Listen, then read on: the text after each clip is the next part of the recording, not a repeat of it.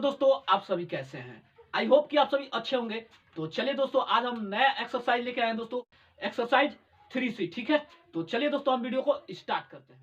तो आइए दोस्तों, फाइनली हम क्वेश्चन की तरफ पहुंच चुके हैं। जरा ध्यान दीजिए क्वेश्चन क्या कह रहा है। ये क्वेश्चन बहुत ही शानदार है। ठीक है, चलिए इसका फर्स्ट क्वेश्चन देखते हैं। कह रहा है यदि लगातार धन पूर्णांकों के गुणनफल और उनमें से छोटी संख्या x का अंतर 25 के बराबर हो तो इस कथन को समीकरण के रूप में क्या करें, व्यक्त करें। ठीक है, हमें कुछ नहीं करना है। ये जो भी क्वेश्चन है ना, इसी में हमारा आंसर क्या है, छुपा हुआ है। ठीक है, ध्यान दीजिए। तो इसका फर्स्ट क्वेश्चन देखते हैं। क्वेश्चन नंबर फर्स्ट क्या कह रहा है? कह रहा है यदि लगातार धन पूर्णांक, तो धन पूर्णांक कौन कौन होता है दोस्तों? मालूम है ना आपको, x x प्लस 1 ऐसे लगातार चलते रहेंगे। सम पूर्णांक है ना, ध्यान दीजिए। तो पहला संख्या हो जाएगा, पहला संख्या x हो जाएगा। ठीक है, और लगातार धन पूर्णांक कर रहा है। ठीक है, तो दूसरा संख्या हमारा कौन सा होगा? दूसरा संख्या हमारा कौन सा होगा? x प्लस 1 हो जाएगा ना, हो जाएगा। चलिए अब क्या करें, गुणनफल उनमें से छोटी संख्या x का अंतर कितना है? 25 है। मतलब इसका गुणनफल का अंतर कितना है? ध्यान दीजिए। तो इसको हम ऐसे लिख सकते हैं, इसका गुणनफल कितना होगा? x प्लस 1 और x का अंतर कह रहा ना, तो अंतर मतलब क्या होता है? माइनस होता है। x का अंतर कितना है? 25 है ना, 25 है। ठीक है, तो यही तो हमारा आंसर है। देखिएगा, ये आंसर हमारा यही छुपा हुआ है। ठीक है, देखिए इसका गुणनफल कितना है? x का अंतर 25 है ना, तो यही तो हमारा आंसर है। सिंपल बात है यार। चलिए दूसरा क्वेश्चन देखते हैं। क्वेश्चन नंबर दूसरा क्या कह रहा है? कह रहा है एक आदमी ने 20 रुपया में कुछ पुस्तकें खरीदी, वह उस रकम में एक और पुस्तक अधिक पाता तो प्रत्येक पुस्तक का औसत मूल्य कितना होता? 1 रुपया कम होता। ठीक है, तो फिर कह रहा है यदि खरीदी गई पुस्तकों की संख्या x हो तो इस कथन को समीकरण द्वारा क्या करें, व्यक्त करें। फिर समीकरण को घात बनाए। यदि दोस्तों कह रहा है एक आदमी ने 20 रुपए में कितना पुस्तक खरीदा? x पुस्तक खरीदा। ठीक है, तो पहला पुस्तक हम क्या लेंगे? पहली पुस्तक,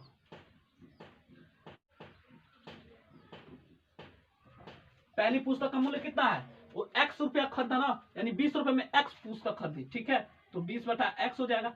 ये हमारा पहला पुस्तक का मूल्य हो गया। ठीक है, पहला पुस्तक का मूल्य कितना हुआ? 20 बटा x।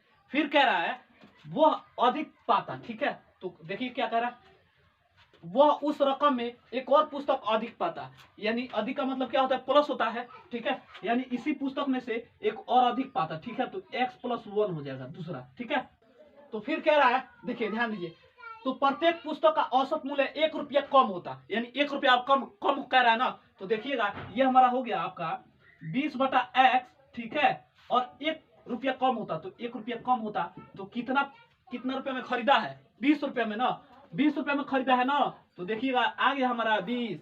यानी पहले पुस्तक अधिक खरीदता है, फिर 1 रुपया कम खरीदता है। ठीक है, यानी 20 रुपया में टोटल हमारा ये क्या है? एक पुस्तक का मूल्य है। ठीक है, ध्यान दीजिए। अब हम क्या करेंगे, देखिए इसका अब गुणा करेंगे। ठीक है, तो इसका गुणा करेंगे। ठीक है, तो ये हो जाएगा 20 माइनस एक्स प्लस, अब ध्यान दीजिए, तो ये हो जाएगा हमारा, ये होगा आपका 20 बटा एक्स माइनस 1 इक्वल टू क्या हो जाएगा? 20। ठीक है, ध्यान दीजिएगा। अब कुछ कटेगा?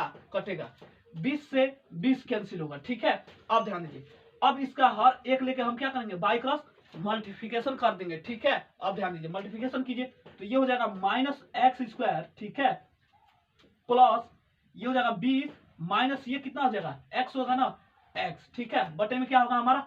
x है, x लगा देंगे। ठीक है, ध्यान दीजिए। अब हम क्या करेंगे, देखिए इक्वल टू 0 होगा। अब 0 में इसका गुणा करा देंगे, 0 हो जाएगा, बात हमारा वही रहेगा। ठीक है, तो देखिए इसको अगर समीकरण बनाना है तो ऐसे हो जाएगा, ऐसे हो जाएगा माइनस एक्स स्क्वायर। ठीक है, प्लस 20 फिर माइनस एक्स इक्वल टू 0। अब देखिए माइनस कॉमन ले लेते हैं। ठीक है, माइनस कॉमन लीजिए तो ये सब चिन्ह क्या होगा? परिवर्तन हो जाएगा। ठीक है, तो ये हो जाएगा एक्स स्क्वायर माइनस, अब देखिए एक्स को इधर लाइए तो एक्स हो जाएगा ना, एक्स माइनस क्या हो जाएगा आपका? 20 इक्वल टू 0। अब देखिएगा ये हमारा द्विघात समीकरण बन गया ना, यानी 20 से का नाम 20 को ऐसे तोड़ना है हमारा, घटाने पे 1 आ जाए और गुणा करने पे 20 आ जाए, यानी 5 चौका 20। यानी जब 5 में से 4 माइनस कर रहे हैं तो 1 आ जा रहा है ना, यानी हमें समीकरण को हल नहीं करना है। यानी कह रहा है समीकरण सिर्फ हमें क्या करना है? बना देना है और घात बताना है। तो देखिए घात हमारा कितना है? 2 घात है ना, तो यहाँ लिख देंगे 2 घात। ठीक है, जो कि हमारा क्या? ये आंसर है। ठीक है, चलिए हम इसका नेक्स्ट क्वेश्चन देखते हैं, क्वेश्चन नंबर 3। इसको मिटा दे क्या? चलिए स्क्रीनशॉट कर लीजिए, सबसे बढ़िया रहेगा, ठीक है। ध्यान दीजिए। तो क्वेश्चन नंबर हमारा 3 क्या कर रहा है, ध्यान दीजिएगा। कह रहा है 12 को ऐसे दो भागों में विभक्त कीजिए कि उसका गुणनफल कितना हो, 32 हो। कह रहा है हमारा क्वेश्चन 12 को ऐसे दो भागों में बांटिए जिसका गुणनफल क्या हो, 32 हो। चलिए क्वेश्चन नंबर 3 देखते हैं। क्वेश्चन नंबर 3 क्या है, तो 12 को ऐसे दो भागों में बांटिए। तो पहला भाग हमारा कौन सा होगा, x, और दूसरा भाग कौन सा होगा, 12 माइनस एक्स होगा ना। ध्यान दीजिएगा। तो पहला भाग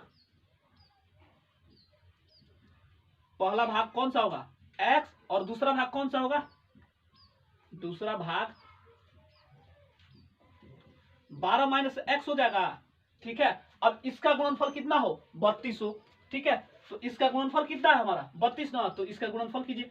तो ये हो जाएगा x into 12 minus x equal to गुणनफल कितना है, 32 है ना। देखिएगा अब इसको क्या करेंगे, हम गुणा करेंगे, ठीक है। ध्यान दीजिए, इसको क्या करना है, समीकरण द्वारा हमें सॉल्व करना है, ठीक है। ध्यान दीजिए। तो ये हो जाएगा 12x, ठीक है, माइनस ये हो जाएगा एक्स स्क्वायर इक्वल टू 32, ठीक है। अब ध्यान दीजिएगा, अब 32 को हम इधर लेके जाते हैं। तो ये हो जाएगा हमारा 12x minus x square minus 32 equal to 0। अब इसको समीकरण बनाना है ना, तो x को बाहर लाइए, एक्स स्क्वायर को बाहर लेके जाइए। तो ये हो जाएगा x square minus 12x plus 32 equal to 0। अब देखिए हमारा द्विघात समीकरण पूरा पूरा बन गया, ठीक है। ध्यान दीजिए। अब हम क्या करेंगे, पहले का गुणा तीसरे में करते हैं, यानी 32 से क्रम 32, और 32 को ऐसे तोड़ना है, गुणा करके हमारा 32 आ जाए, और जोड़ने पे कितना आ जाए, हमारा 12x आ जाए। तो 8 चौका 32 ऐसे हो सकता है ना, 8 4 12, 8 चौका 32, बहुत ही सिंपल है, ठीक है।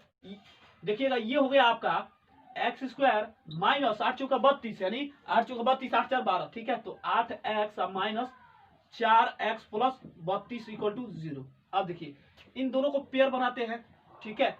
और जब पेयर बन जाता है तो इसमें कॉमन छांटते हैं। कॉमन क्या दिखाई दे रहा है, इसमें अगर हम x कॉमन लेते हैं तो क्या बचेगा, x माइनस 8 बचेगा, माइनस इसमें कॉमन क्या ले, 4, ठीक है।